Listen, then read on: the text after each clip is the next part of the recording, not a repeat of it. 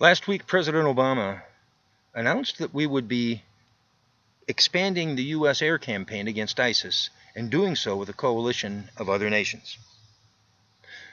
The following day, September 11th no less, Secretary of State John Kerry granted an interview with CBS and went to great lengths to make the point that we are not at war with ISIS. Now, I suggest that you Google that interview and watch it in its entirety. Please, don't just look at the short clips that our wonderful press corps has edited down for you. You would be missing an absolutely classic example of Orwellian doublespeak.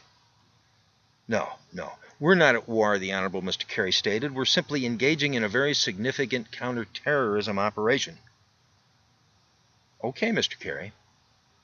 It quacks like a duck? It waddles like a duck? It looks like a duck? What do you think it might be? Now, in all fairness, 4 days later, on CBS's Face the Nation, John Kerry backtracked and said, yes, we are at war with the group, but he went on to say that it was a waste of time to focus on deciding if this was a war or not. Well, what's going on here?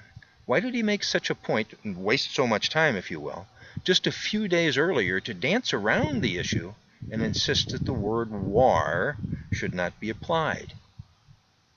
Now, by the way, in many ways I agree with Mr. Kerry. Debating about what words to use is indeed a waste of time. Let's just wipe these barbaric jackasses off the face of the earth and give peace a chance. Come on, let's get her done.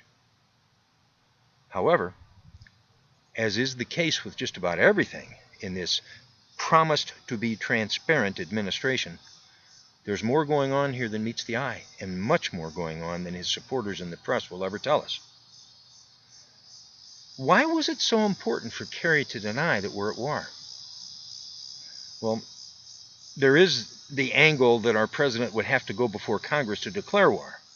And what they've done instead here is just paperclip this action along with the 2001 okay from Congress that gave then President Bush the authority to go after Al-Qaeda. This is, of course, what Mr. Obama prefers to do. He likes to take executive actions. It's just so messy to go before Congress and get a consensus for your requests.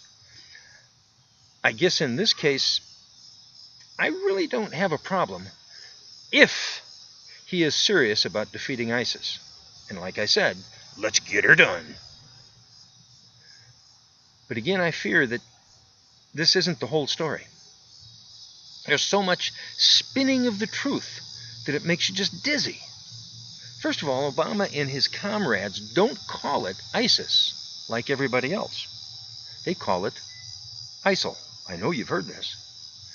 So let's be clear. This is no mistake.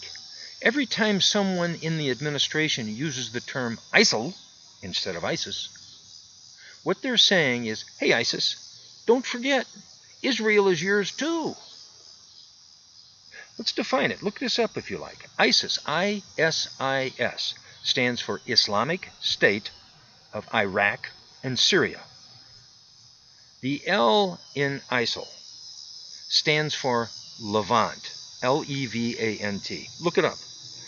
That's an area in the Mideast that includes Syria, Lebanon, Jordan, and of course, Israel. Make no mistake, Obama and his comrades are insulting Israel every time that they use the term ISIL. More Orwellian doublespeak, to be sure. Then, of course, a few days after Mr. Kerry's interview with CBS and his moronic debate over the term war, the New York Times quoted Mr. Obama. Our commander-in-chief, the leader of our nation, said the words, and I quote, "If I were an advisor to ISIS." By the way, even the New York Times uses the term ISIS, not ISIL. Mr. Obama advised ISIS, and yep, that's right. He was giving friendly advice to those scrappy little rascals of the Mideast. He advised them that they shouldn't have cut off the heads of those hostages. He suggested that the captives should have just been sent home with notes pinned to their chest. Yep, that is the advice from the leader of the most powerful nation on earth.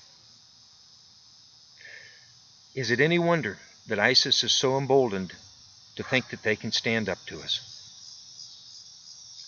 What are you saying here, Mr. Obama? Are you trying to say, hey guys, go ahead. We don't care. Do what you want. We don't want to get in your way. Just show us a good image, and we can support you. Hey, why don't you hire a publicist, for God's sake? Maybe then we can start referring to you as moderate rebels. Yeah, moderate rebels. That sounds good. Try to think about it, ISIS. Remember how we here in the administration and all the wonderful reporters in the American press just loved the Arab Spring. Well, we don't talk much about Arab Spring anymore. That kind of went sour.